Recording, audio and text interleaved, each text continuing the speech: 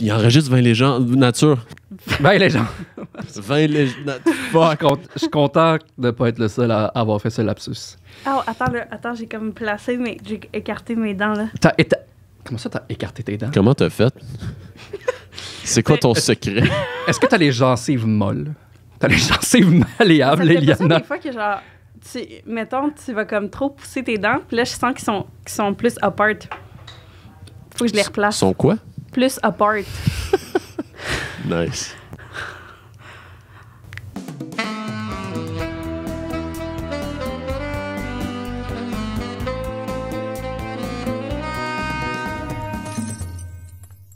Allô?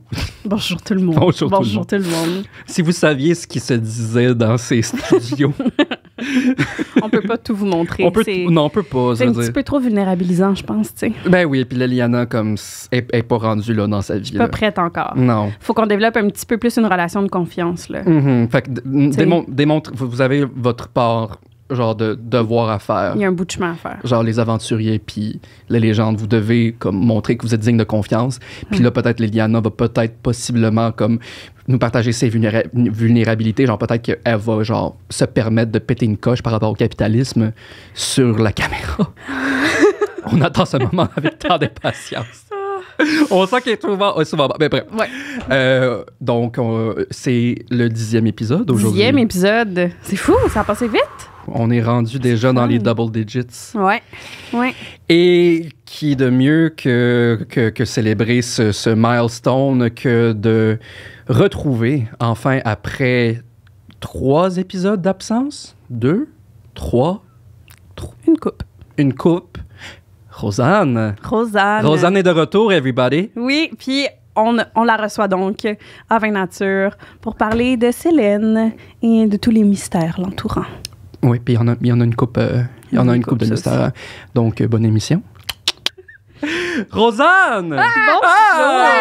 Bonjour! T'es de retour! Oui! Enfin! Je suis contente, j'avais hâte. Where were you? Ça dépend. À quel moment? Oui, c'est... Shut up about the passage of time. Ça n'a pas lieu ici à non, mais...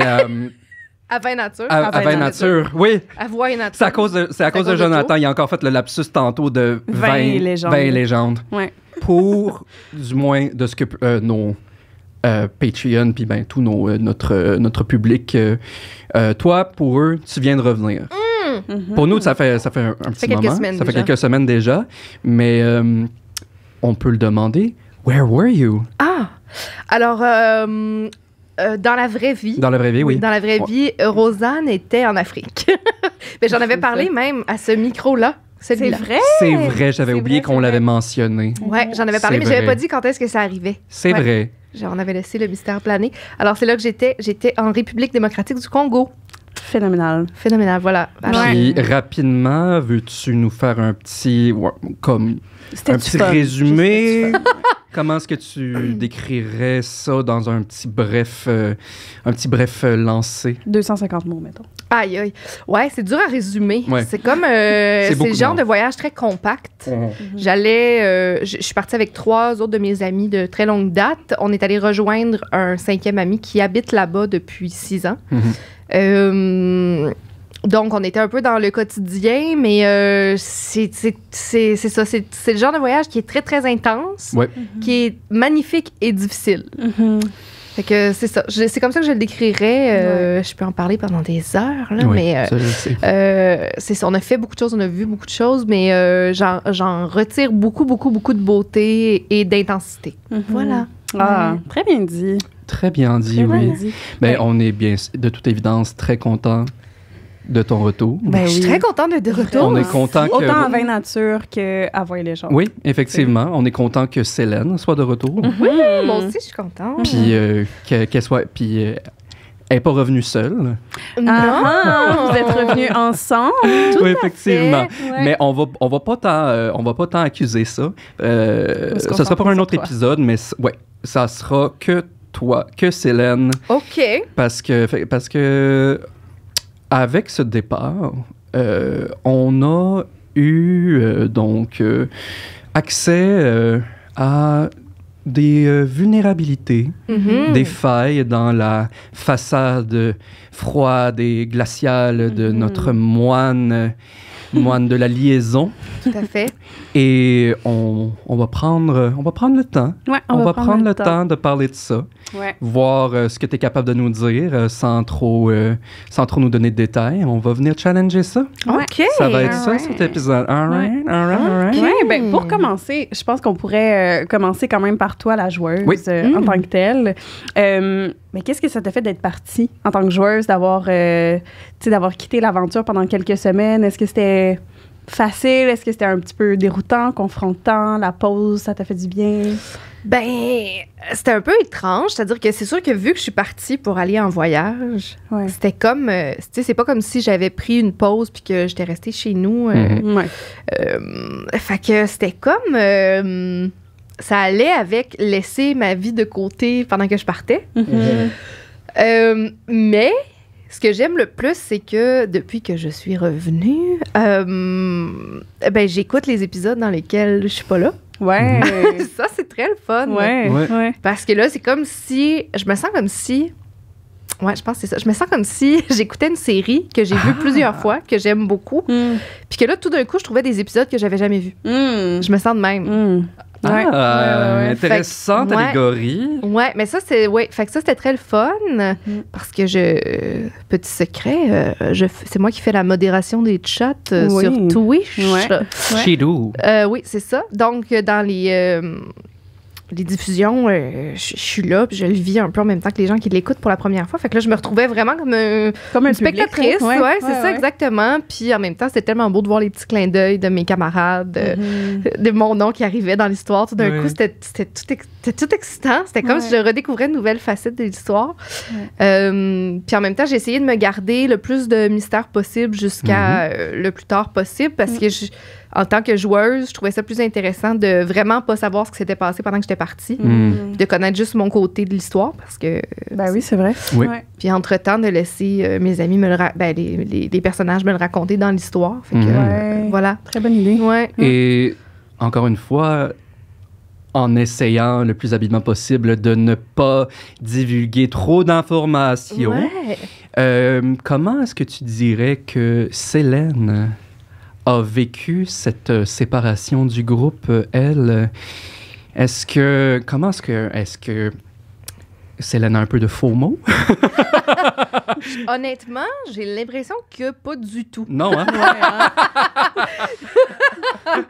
C'est-à-dire que c'est ça. La manière que je perçois Célène, c'est que c'est quelqu'un qui a une grande loyauté par rapport à ses valeurs et par rapport à ses missions. Donc, quand elle a quelque chose en tête, est au service de cette mission-là jusqu'au bout. Puis c'est un peu ça qui a motivé son départ, c'est que là, elle a senti un appel, mais qui est au-delà d'un devoir que quelqu'un d'autre lui avait confié, c'est elle-même qui s'est donné ce devoir-là. C'est là-dessus que j'en dévoilerai pas trop, parce qu'il y a beaucoup de mystères encore autour de tout ça, mais... ça a été mentionné à quelques moments, là, rapidement, que ça avait un lien peut-être avec la mère de Célène et tout ça. Donc, il y a un lien affectif avec la pierre, visiblement, puis par rapport à sa famille et tout ça. Fait que je pense que dans cette loyauté-là, puis cette rigueur-là à la tâche, ça allait de soi, puis c'est comme un passage obligé, puis c'est ça. Si ça veut dire quitter le groupe, ça veut dire quitter le groupe. Est-ce qu'elle avait peur des impacts que ça pouvait avoir face au groupe? Oui, je pense que ça reste quelqu'un de très protecteur et de très loyal aussi envers ses amis, mais que c'est ça, il y a des choses plus grandes que ça, mais je pense que c'est sûr qu'elle est partie. Si elle avait pu faire ça autrement, elle l'aurait fait autrement, mais là, c'était là ou jamais. Fait que je pense, c'est sûr que dans les conditions dans lesquelles elle a laissé ses amis, je suis sûre qu'elle les avait pas très loin en pensée, mais... Et est-ce que tu dirais que dans son monde intérieur, réintégrer le groupe... Comment est-ce que tu dirais que ça se passe? Est-ce que c'est facile? Est-ce que c'est bizarre? Est-ce que c'est... Ils viennent de vivre une révolution quand même. Ouais. Et puis aussi, puis elle est partie dans des circonstances assez particulières. Oui, puis là où il se retrouve aussi, c'est assez particulier. Oui, c'est pas joli, c'est pas le fun. Il se retrouve pas dans une belle clairière non, c'est pas Jojo. fleurie. Fait que... j'ai l'impression qu'il y a beaucoup de ça. C'est-à-dire que oui, il y a la grande joie de retrouver ses amis sains et saufs, mais j'ai l'impression qu'elle le savait, ça. Elle n'était pas inquiète pour leur survie. C'est-à-dire que il y a toujours une part de danger, mais qu'elle savait très bien qu'il était capable de se débrouiller sans elle. Mais j'ai l'impression qu'il y a comme eu quand même une cassure, en tout cas chez le personnage, où là, il y a comme... ça y a prouvé que si le jour revient où elle doit repartir, ou en tout cas, si elle doit suivre cette trace-là, ça sera toujours ça le premier choix quand même. C'est pas par manque d'amour, au contraire, je pense que c'est par protection, parce que visiblement, là, on ne sait pas ce que les pierres apportent, mais on voit qu'elles représentent un danger, qu'elles peuvent représenter un danger, en tout cas. Fait que je pense qu'il y a de ça aussi, là, c'est comme... un petit détachement, un peu? Ben, une espèce de... Je crois qu'elle est résolue à l'idée que si elle doit partir pour les protéger, elle le fera et que ça se peut que ça arrive parce que c'est déjà arrivé. Ouais. Fait qu'il y a ça aussi. Puis le fait que, c'est ça, ils se retrouvent dans des circonstances un peu difficiles où ça donne pas beaucoup de temps pour les réjouissances. Déjà qu'elle n'est pas très démonstrative. Ouais. C'est pas Nyaka, là, c'est sûr. Fait qu'il y a quand même... il y a quand même ce côté-là aussi, mais je pense que ça y a fait vraiment plaisir de retrouver ses amis, mais que... Il y a quand même quelque chose où le danger qui court dans le monde, le danger qui court, on se rappelle du match. On n'accuse pas ça. Non, on ne reviendra pas là-dessus. On reviendra pas là-dessus. On rentre pas là-dedans. Mais il y a quand même de grands dangers qui attendent dans les aventures de nos amis. Fait que c'est ça. Il y a tout ça, comme je une pense, partie d'attachement puis de vulnérabilité qu'elle peut un petit peu moins se permettre, je pense que sachant que ça peut arrêter à tout moment. Je pense que oui. Puis je vais me permettre d'ajouter peut-être une autre petite interrogation supplémentaire par rapport à ça.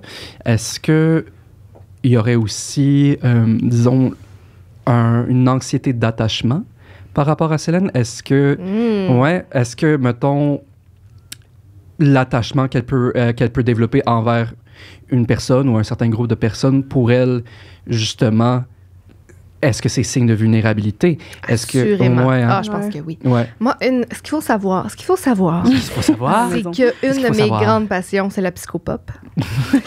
Et t'es au bon endroit ici. Voilà. Et qu'une des choses que j'aime le plus dans le théâtre, c'est que je peux faire ça avec des gens qui n'existent pas. Fait que je peux... psychanalyser complètement sans formation et sans preuve scientifique des personnages.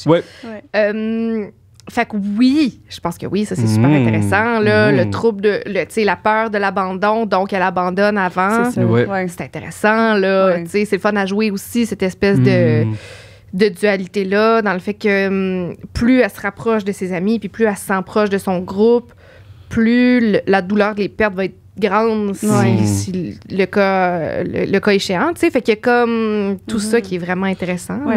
Que énormément de gens font, là. Tout à fait. Le nombre de personnes, je pense que presque tout le monde, on peut se sentir concerné par ça à un certain degré, ce mécanisme-là de protection. Là. Ben oui, surtout les gens qui ont une énergie plus frondeuse, plus... je veux pas utiliser des mots péjoratifs, là, c'est-à-dire que pour moi, il y a beaucoup de force dans la vulnérabilité, fait que je veux vraiment pas insinuer ça, mais tu sais, il y a des gens qui, mon Dieu, on les voit aller, puis on se dit, aïe, quel rocher, là, tu sais, des gens qui promènent une espèce de solidité, puis souvent, je trouve, c'est les gens avec qui, quand tu deviens proche, tu deviens très, très proche, puis qui souvent, ils ont le plus peur de ça, là, justement, de l'espèce de cassure, la peur de l'abandon, je sais pas, mais ça fait partie plus de t'aimes, ça. plus ça fait mal. Là. Voilà. Avoir mal, ça prouve que tu cares. Voilà. Justement, tu sais, parlant des traits de personnalité de Célène, tu sais, on sent que clairement Célène a des nœuds dans le dos. C'est sûr qu'il est tendu. On parlait... Non, c'est ça l'affaire, parce que on disait que... On parlait de ça parce que c'est drôle, parce que Célène est moine. Oui. Elle est moine, et disons que... puis elle pratique la méditation, et quand même, il y a ce contrôle de soi, la rigueur que l'on connaît chez les moines. Mais par contre, si on avait à la comparer, mettons, à un moine bouddhiste. Ouais. Disons, tout ce travail de rigueur-là, tout le temps qu'ils prennent à méditer, vont plus avoir tendance à les mener vers un laisser-aller, une sérénité, légèreté. Une paix, mais on ressent pas ça chez Célène. Non. On ressent pas ça. Ouais. Non. Donc... On a un petit peu plus que l'impression que son approche d'être moine, c'est un petit peu plus face au contrôle. Tout à fait. Puis on se demandait, tu sais, comme, qu'est-ce qui explique ça? Puis est-ce que c'est que Célène sent qu'elle a une violence en elle qu'elle doit contrôler, qu'elle doit mettre des paramètres? Y a-t-il quelque chose un peu de ça ou quelque chose qu'elle... Ah, vous êtes bon. Hein? Ben, c'est ça. Nous encore aussi, une fois, psychopop, ben, oui, j'adore. Hein? Ben, c'est sûr qu'encore une fois, il y a des choses où je ne veux pas trop en dévoiler parce que ça va être bien plus le fun si vous le découvrez en temps et lieu, mais ce qu'il faut savoir, ce qui est bien correct de savoir, c'est que Célène est jeune quand même. À quel âge environ? Tu sais, début vingtaine. Oh! C'est pas même... Oui, je sais, Okay. c'est ça. Elle a quelque chose... Je pense qu'avec la voix que je lui ai donnée, tout ça aussi, ça porte à... Ah ben c'est drôle, on va parler de ça tantôt. Ben oui, c'est ça. Ah, OK, c'est ça. Je pense que... Puis avec le physique imposant qu'elle a, c'est facile de conclure qu'elle est plus âgée, mais en tout cas, dans ma création, c'est quand même un personnage assez jeune. Ce qui m'intéressait pas de jouer du tout, c'est-à-dire que ça me tentait pas de jouer une adolescente, mettons, puis ça colle pas avec ma personnalité non plus, puis pour plein de raisons, c'est ça. Fait que je me suis pas arrêtée à ça comme contrainte vocale ni interprétative, mais c'est ça. Dans ma tête, elle était assez jeune quand même. OK. Et... information qui n'a pas été dévoilée. En primeur ici, à Vraie Nature, les amis. Tout à fait. Célène n'a pas complété sa formation de moine. Elle a quitté avant. Donc, voilà, parce que, justement, elle a eu l'appel de cette mission-là qu'elle s'est donnée ou ce devoir-là qu'elle ressentait. Et elle a quitté un peu malgré le désaccord de ses guides qui ont finalement... c'est ça, elle est passée par des raccourcis, disons. Okay. Ce qui a fait, je pense que... ben c'est ça, il y avait quelque chose dans sa nature où elle est appelée par quelque chose de plus grand.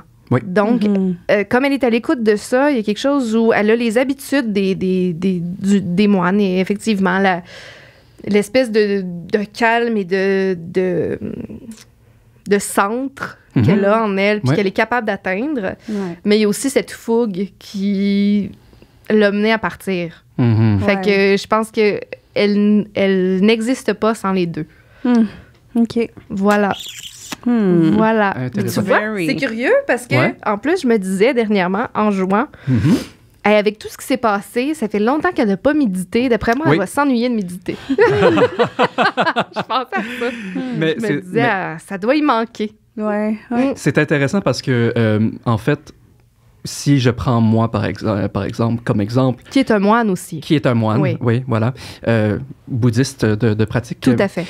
Mais non, en fait, c'est que pour moi, la méditation est difficile parce que, en fait, elle laisse souvent place, en fait, parce que le but de la méditation, c'est idéalement d'atteindre une sérénité, un laisser-aller, une paix intérieure par rapport à tous les événements extérieurs et même internes qui se passent, avoir un détachement de la réalité physique. Puis, moi, en fait, au final, ce qui arrive, c'est où je sens me reconnaître un peu chez Célène, c'est que au final, je sens souvent que la méditation, de la manière que je l'approche, c'est plus justement, ça finit par être plus dans une envie de contrôler les choses, de contrôler, et pas tant de créer un détachement, mais vraiment de me contrôler moi, ma réaction par rapport aux choses, par rapport à qu'est-ce que je vis dans mon corps, qu'est-ce qui se passe à l'extérieur. Et donc, ça finit un peu comme, je me dis, comme c'est un peu contre-intuitif,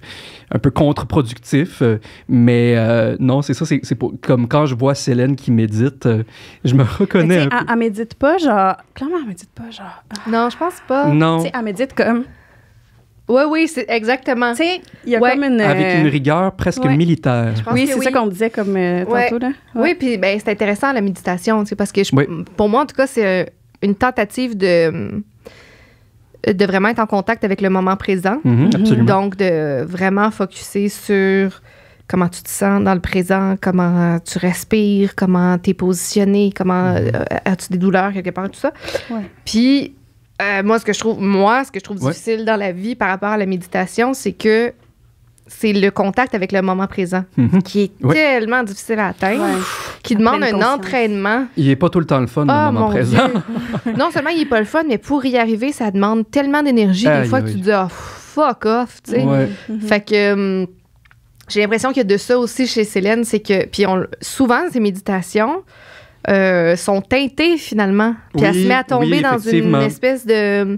un autre endroit. Il y a quelque chose d'autre. De pollué, tu sais. Fait que je trouve ça très représentatif, en tout cas de moi. Mais c'est vraiment... C'est un entraînement très difficile d'être capable de s'asseoir et d'être dans le moment présent. On est très contaminé. Puis quand c'est pas par l'extérieur, c'est de l'intérieur. On est vite dans le « Ah, c'est vrai, faut pas que j'oublie de faire ça tantôt. » Puis là, pouf, tout d'un coup, même en une fraction de seconde, on n'est plus dans le moment présent, on est dans le tantôt, puis on est dans le... C'est que ça prend beaucoup de rigueur, être capable d'atteindre la liberté. Oui, puis le laisser aller, mais on n'a pas le choix de passer par cette première étape-là. C'est drôle, mais en fait, j'avais déjà...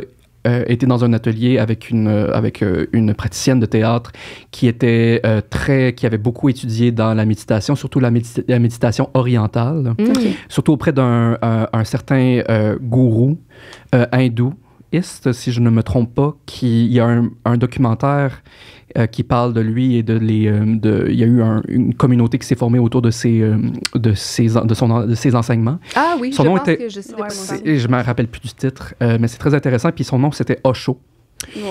Et elle me disait que son point de vue par rapport à nous, les Occidentaux, par rapport à notre habilité de méditer, il disait que faut passer, pour vous les Occidentaux, faut vous épuiser, faut épuiser le corps en premier.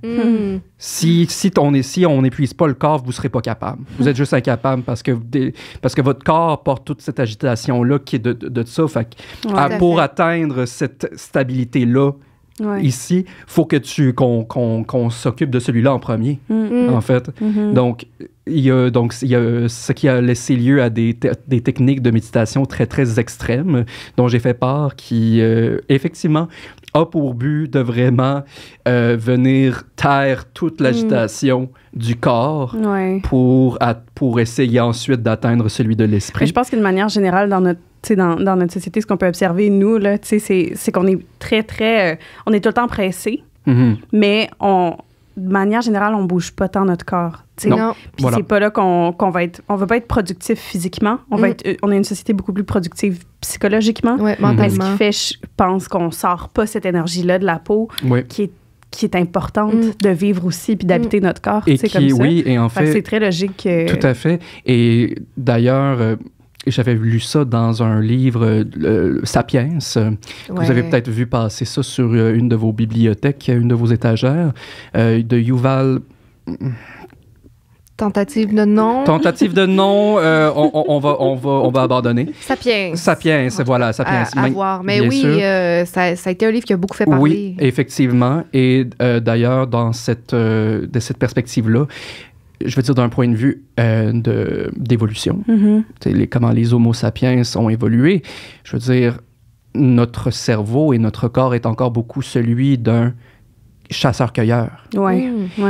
Et pas tant de temps à passer que ça pour justement qu'il y ait une adaptation physiologique considérable pour vraiment nous adapter à notre mode de vie qui est maintenant très sédentaire et qui est donc effréné de production.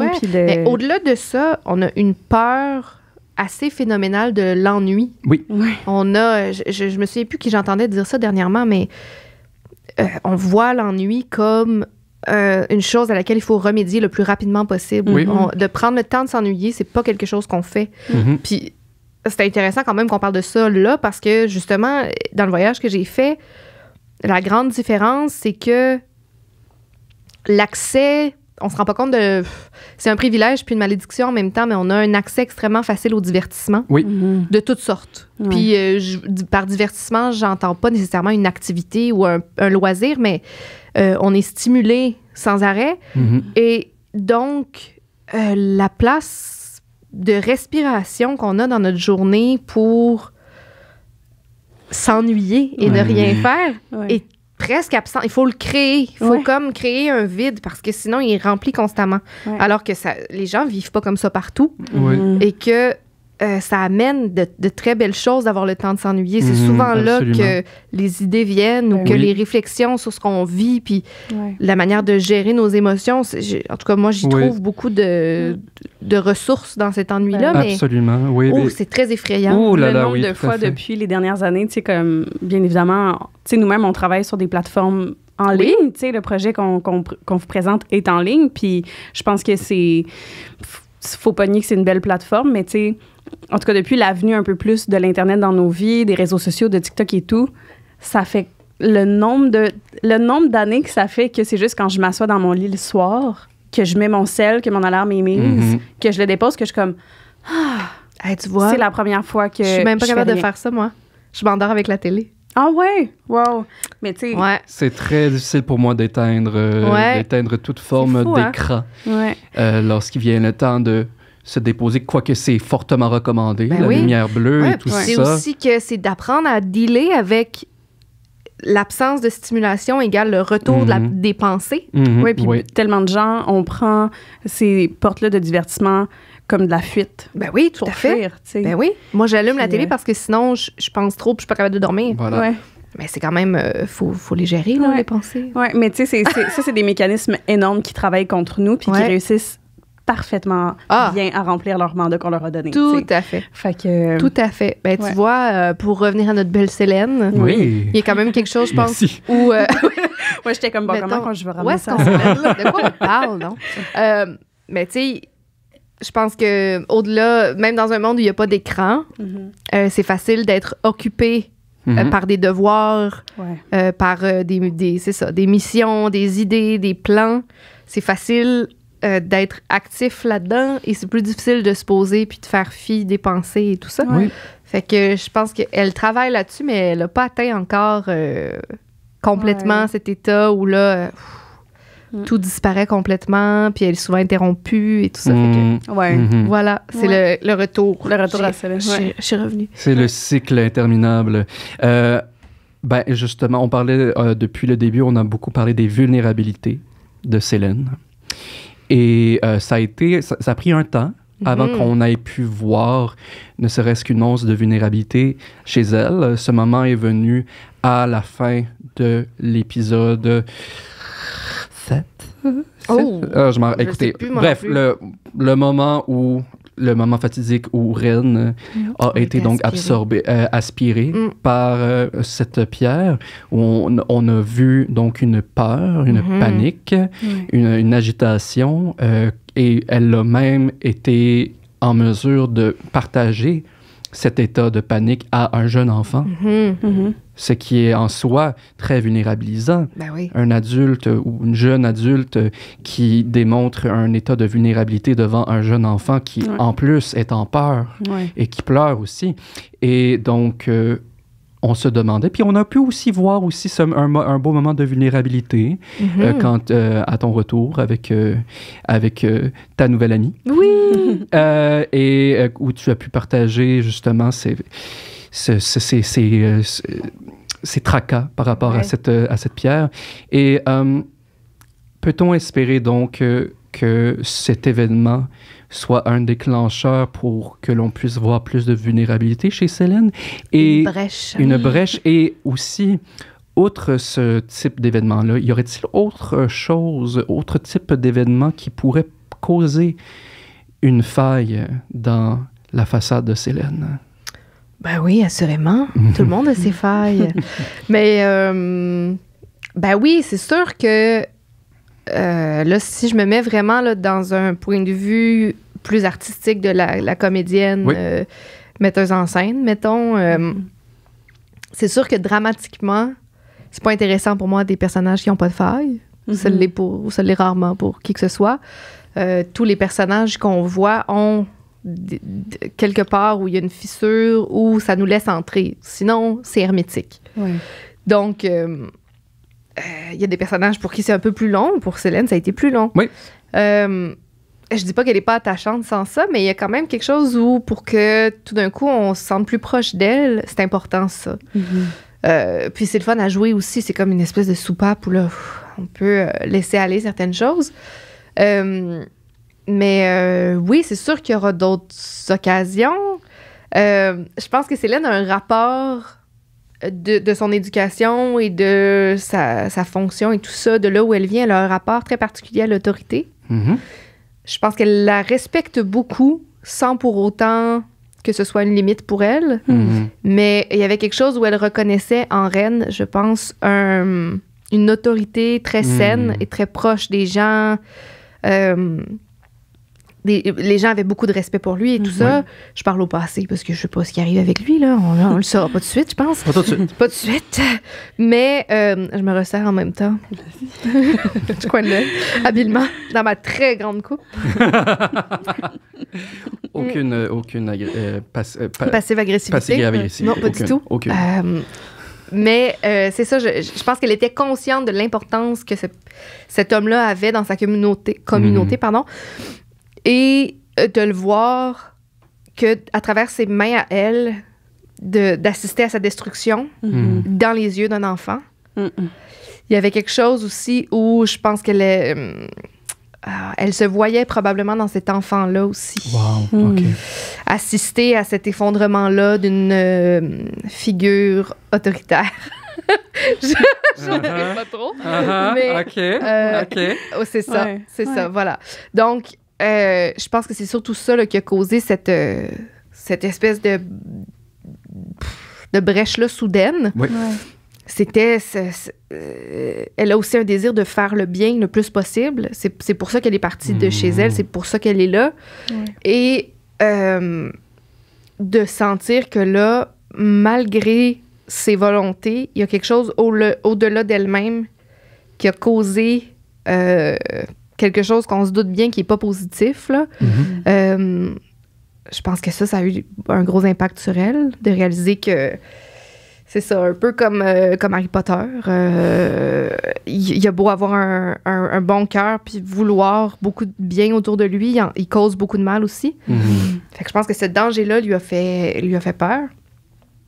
Et je pense que tout ce qui va toucher à ça, la famille, les relations, le bien versus le mal à l'intérieur d'elle-même va toujours être un sujet sensible. Ouais. Wow. Je note. Je note. Merci, Rosanne. Vraiment. Et maintenant, oui. C'est le moment du 10-10. Yes! J'adore. C'est comme un quiz. C'est comme un quiz.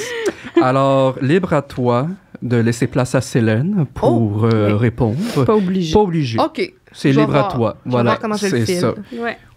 Certains aiment ça, d'autres aiment moins. On respecte. Et puis... OK. Je vais me laisser inspirer par la question. Parfait. C'est bon? OK. Alors, on remue les méninges. On laisse aller notre fibre créative. On se laisse surprendre. J'ai pété mon élastique. La fibre créative a vraiment comme... Voilà. Ça sera un cheveu lousse. C'était trop. It's too much. Too much. All right. Je vais commencer. Yes. OK. Ça, c'est drôle.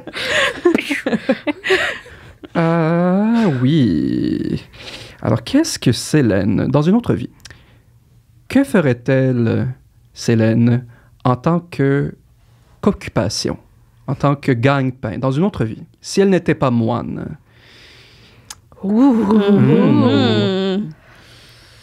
Je pense qu'elle serait... C'est vraiment difficile. C'est difficile, hein? Ouais.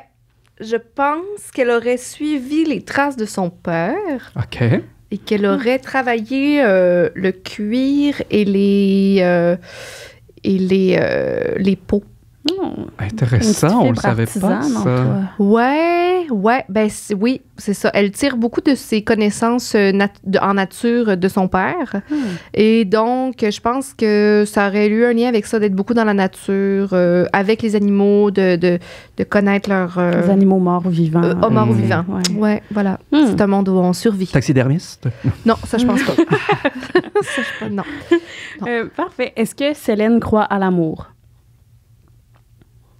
Non. Ouf. Ouais. Ouf. Je pense que c'est sec comme vie, ça. Je pense que non, parce que elle est trop jeune encore pour comprendre que ce qu'elle a vécu n'a rien à voir avec l'amour. OK. Je pense que pour l'instant, non. Peut-être plus tard. OK. Parfait. Oh, que j'aime nos questions. Oui. Alors aujourd'hui, ordre du docteur, c'est jour de repos forcé pour Célène. Et, petit bémol, pas le droit à la méditation. Qu'est-ce que Célène fait pour passer le temps, pour se reposer?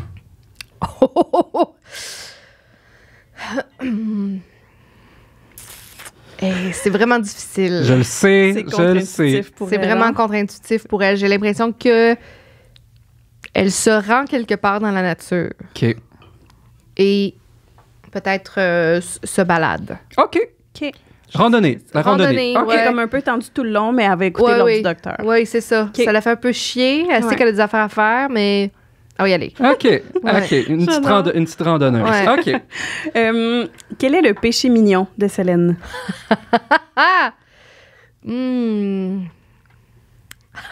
C'est pas de question. Peut-être genre... je pense que c'est la nourriture. Oui, mais genre quoi? Oh! J'ai jamais pensé à ça, fait que je vais improviser quelque chose. Je dirais le sucre. OK. Ah! Tu sais, genre, on le sait pas pantoute, mais elle tripe sur les cupcakes, mettons. OK, ouais. On la remarque pas, mais elle fait juste comme tout le temps. Oui, c'est ça. Juste un petit... C'est maintenant... Elle tripe sur le chocolat ou quelque chose. C'est canon maintenant, c'est canon. Voilà. Célène a une dent sucrée, j'adore ça. Ben, tu sais, on sait pas. Ça arrive rarement qu'on a l'occasion quand même. Là. Non, effectivement. Voilà. Effectivement, surtout dans un monde médiéval, le sucre n'était pas été denrée assez rare. Tout à fait. Un petit bâton de cannelle sur le side, là. Un petit bâton de cannelle. Ah, j'aime ça en plus, la cannelle. Et, oh oui, une autre question, ma foi, juteuse. Oh! Qu'est-ce qui pourrait causer de la honte chez Célène ou ça lui procurer un sentiment d'humiliation? Oh! Vous avez des bonnes questions. J'ai l'impression de respirer fort à chaque question. C'est un peu le but. C'est un peu, ouais.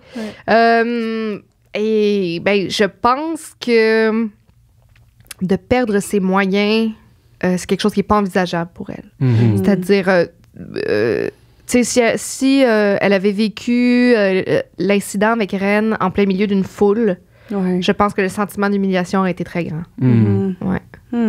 Fait que ce genre de... C'est ça, la perte, d'être complètement en perte de possession de ses moyens. OK, parfait. Autre bonne petite question. Ouais. Est-ce que Célène a peur de la mort? Non. Non? Non, je pense pas. OK. Ben, en tout cas, je l'envisage pas comme ça. Je pense pas qu'elle concevoit la mort comme moi, je conçois la mort, mettons. Je sais plus si mes temps de verbe étaient bien accordés, mais c'est pas grave. Non, c'est ça. J'ai l'impression qu'elle a un côté spirituel très développé. OK. Puis que pour elle, la mort fait partie de la vie. Tu pourras prolonger Absolument. Et oui, voilà. donc,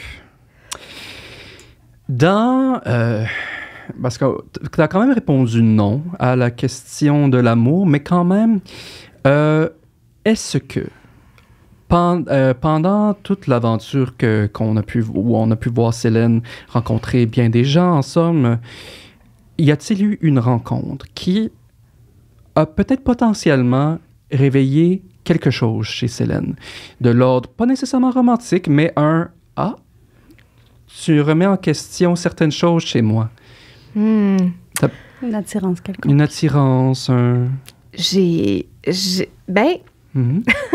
je pense pas. Non, OK. Et c'est un peu aussi dans mon désir d'illustrer un personnage féminin qui, en aucun temps, est dirigé par une histoire d'amour.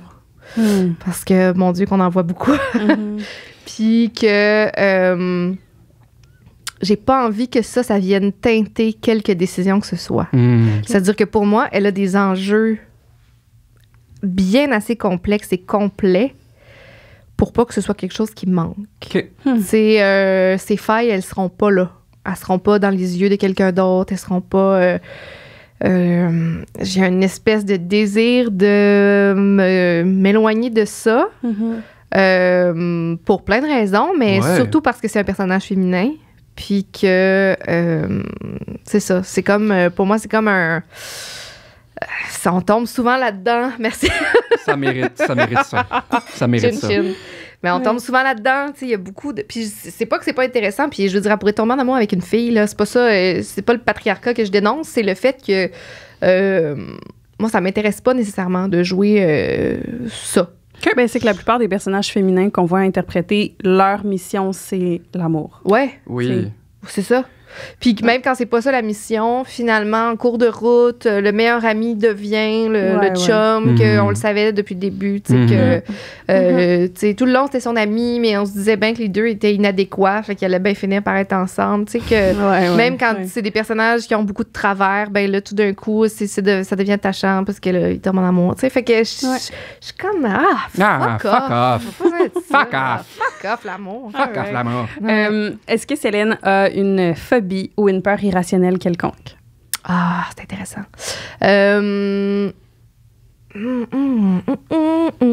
Ben, ça va un peu en lien avec, je pense, ce qui peut lui procurer un sentiment de honte, mais c'est-à-dire de n'avoir aucune emprise, je pense, sur ce qui se passe. Tu sais, elle a une force physique et psychologique qui fait que dans la plupart des situations, elle a le contrôle.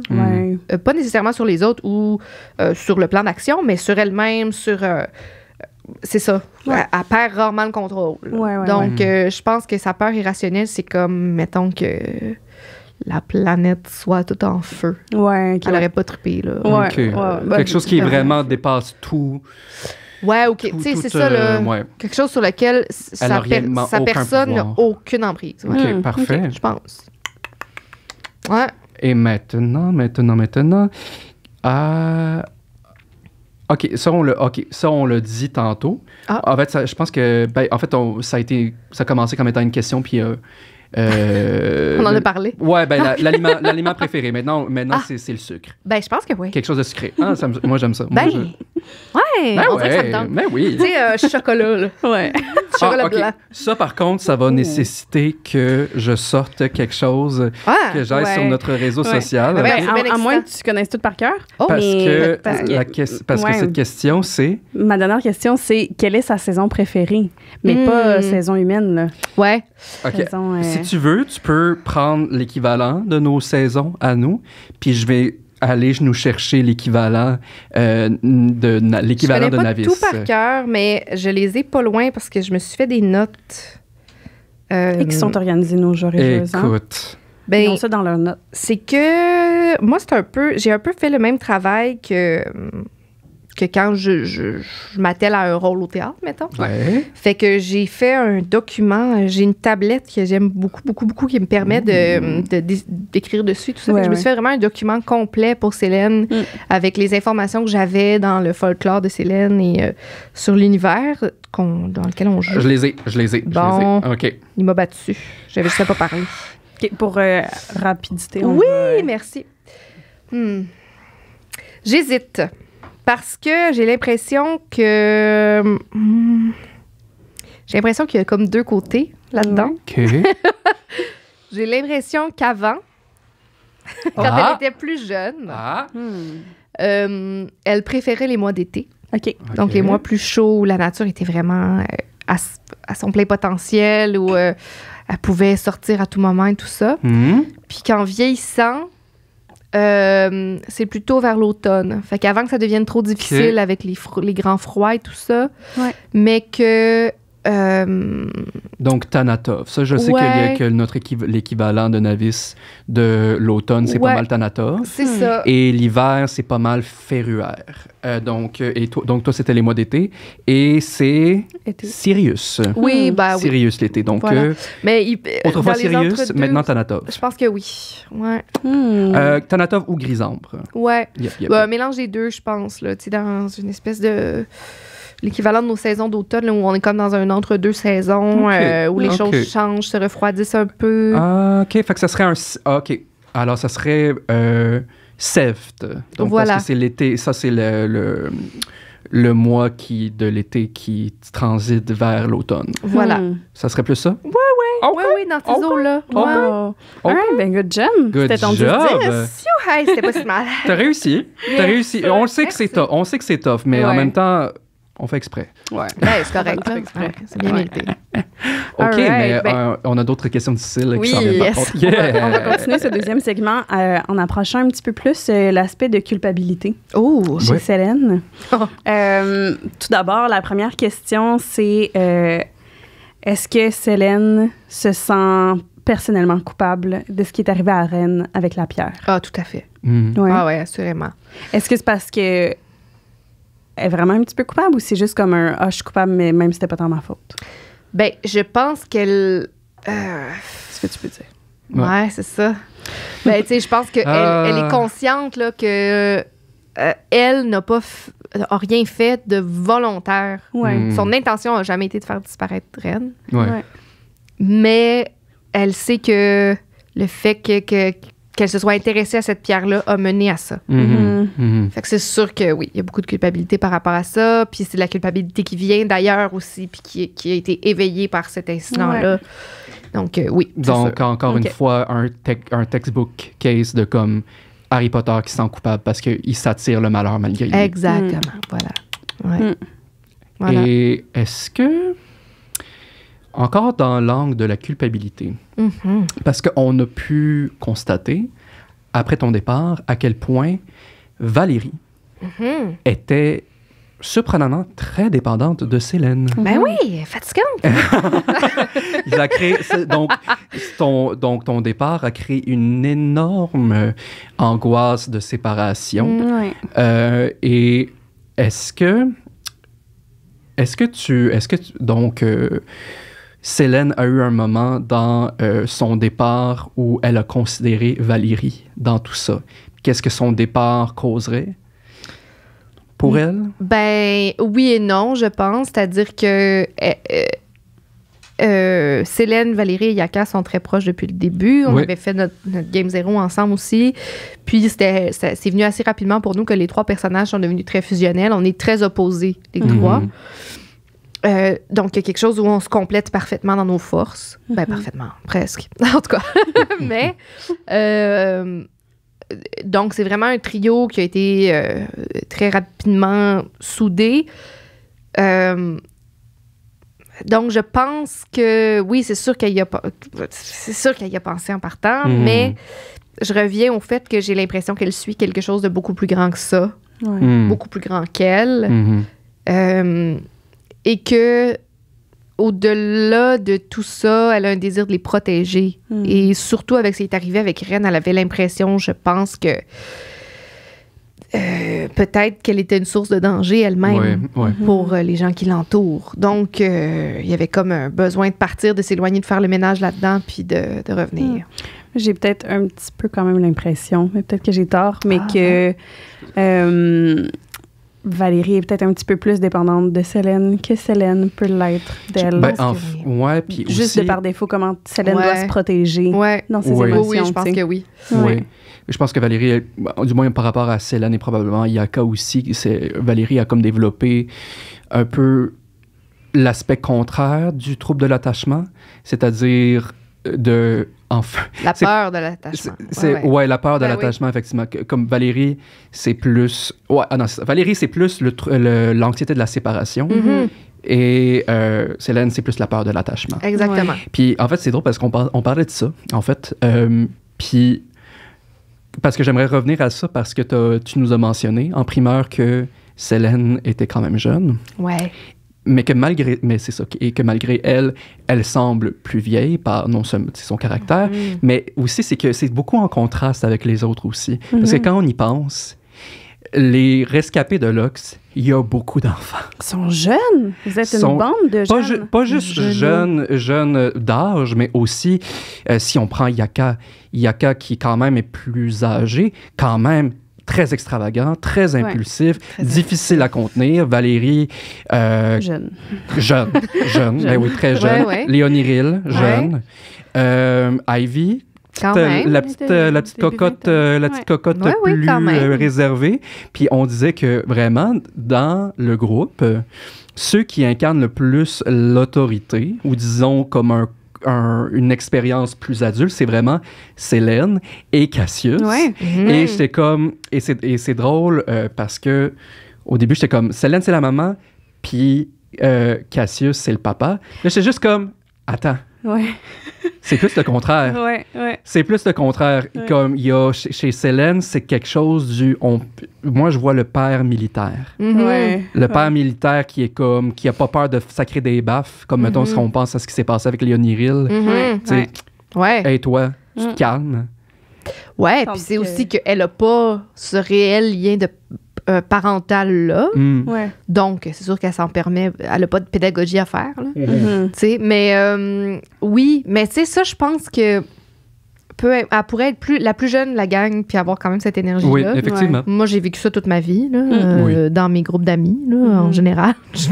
C'est pas mal la place que je prends souvent, malgré moi ou avec... Un peu le rôle de celle qui materne. Oui, c'est ça, exact. Fait on utilise le maternité. Oui, mais c'est ça. Qui lead, là.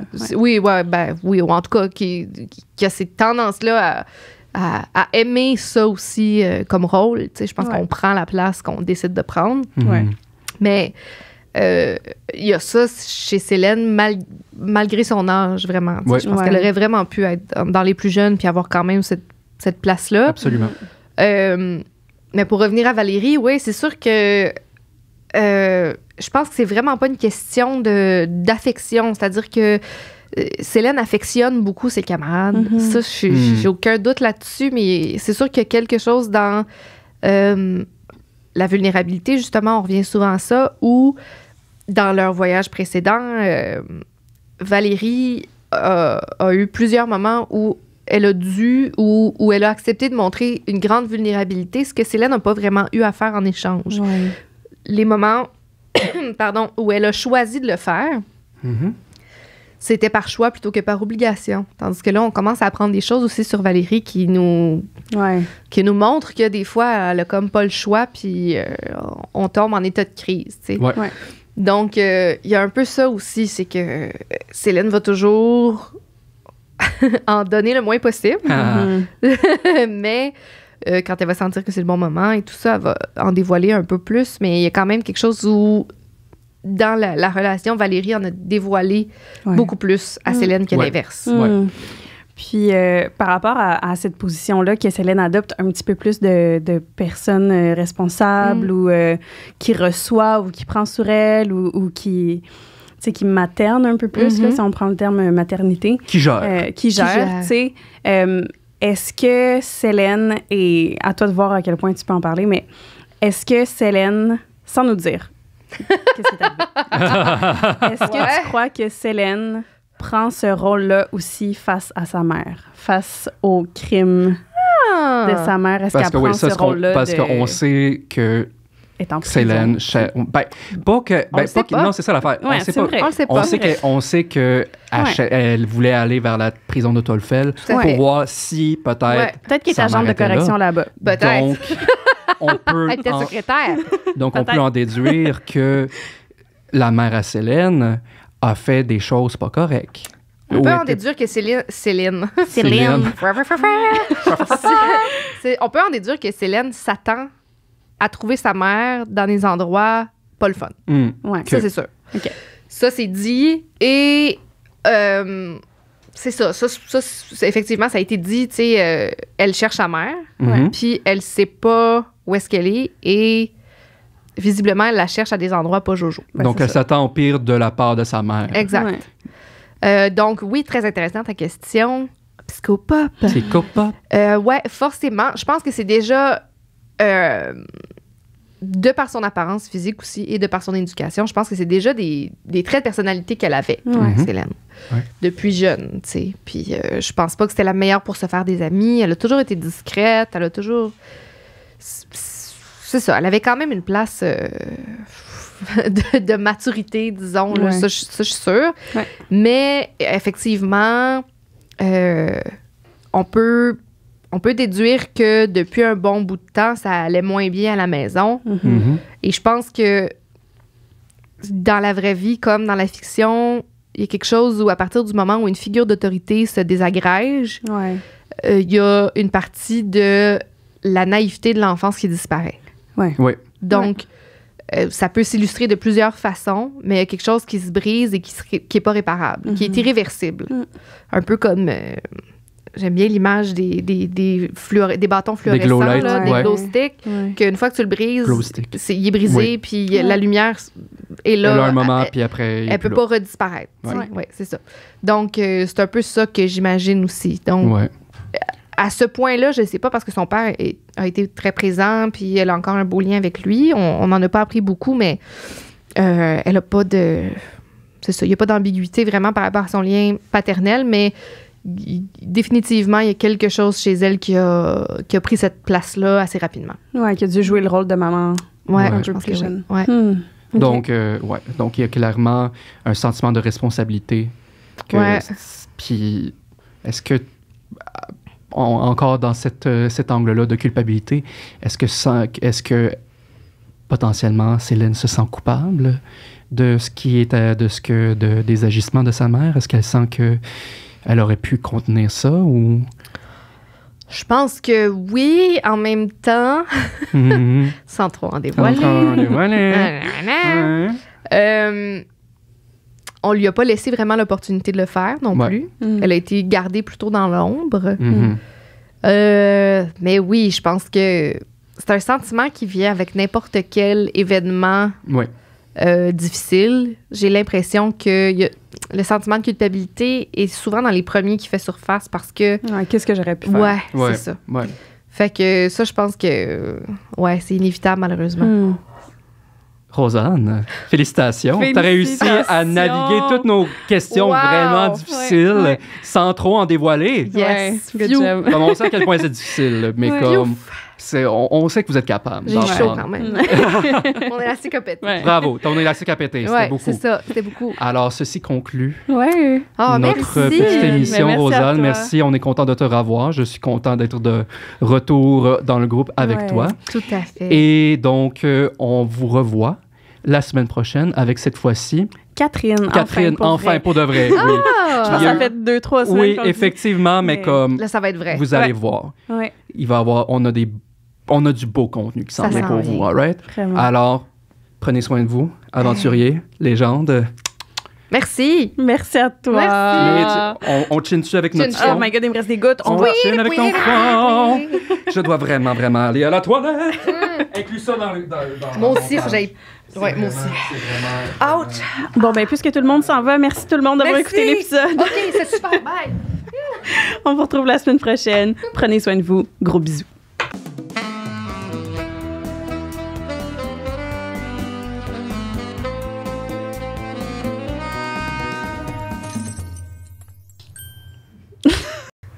Je